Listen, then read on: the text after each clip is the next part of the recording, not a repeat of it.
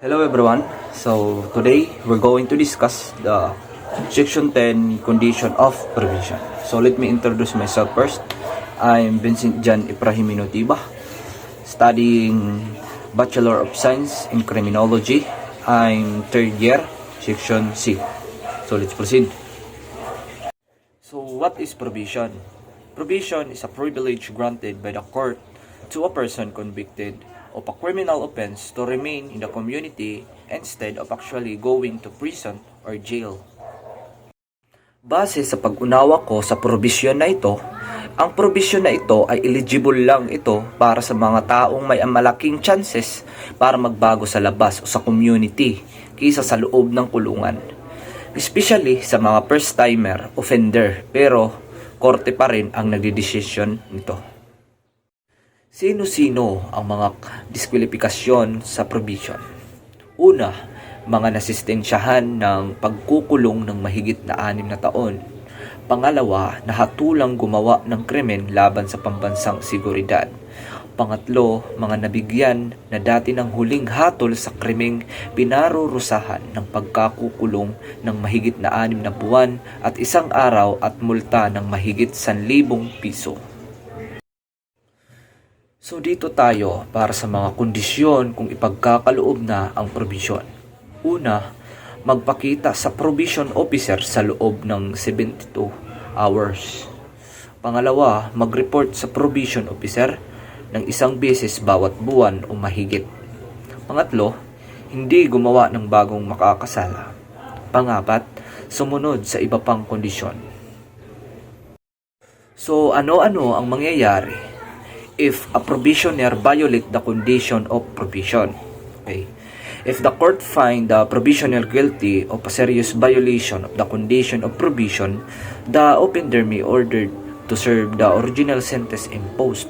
Meaning, ibabalik lang yung original sentence imposed sa offender pag nagkasala ito o may nagawang hindi tama.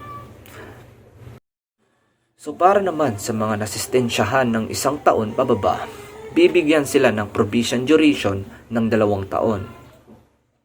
Para naman sa nasistensyahan ng mahigit ng 1 taon, bibigyan sila ng provision duration ng hindi higit sa 6 na taon. So that's all. I'm Vincent Jan Ibrahimino Tiba. The remaining pages will discuss by Ryan Ganancial. Hi sir, I am Ryan Ganancial, and my part of the report is all about some requirements of the court under Section 10 of the probation law. So the first requirement is cooperate with a program of supervision. Second is meet his family's responsibilities. So the probationer must meet his responsibilities to his family during the probation period. The third is devote himself to a specific employment and not to change said employment without prior approval of the probation officer. So, the probationer must commit to a job and must not change his job if he or she does not tell or have a approval of his probation officer. So, the fourth is undergo medical, psychological, or psychiatric examination and treatment, and enter and remain in a specified institution when required for that purpose.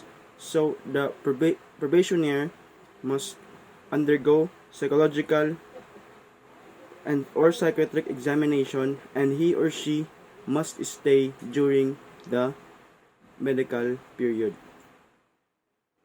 The fifth is pursue a prescribed secular study or vocational training. So during the probational period, the court is giving the probationer a specific vocational study that he or she must learn. The sixth is attend or reside in a facility established for construction, recreation, or residence of persons on probation.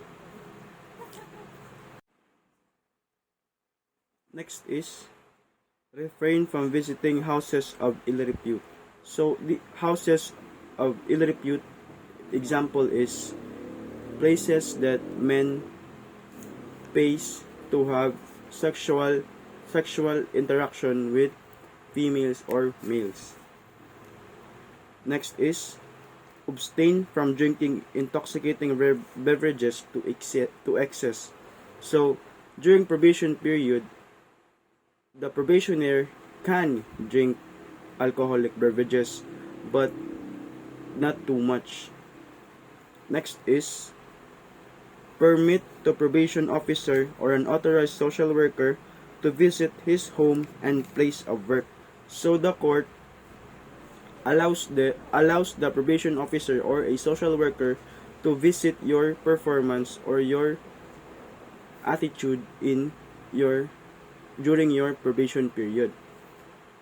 Next is reside to premises approved by it and not change his home and place or work. Lastly, satisfy related to the rehabilitation of the defendant and not unduly restrictive of his liberty or incompatible with his freedom of conscience. That's all. Thank you.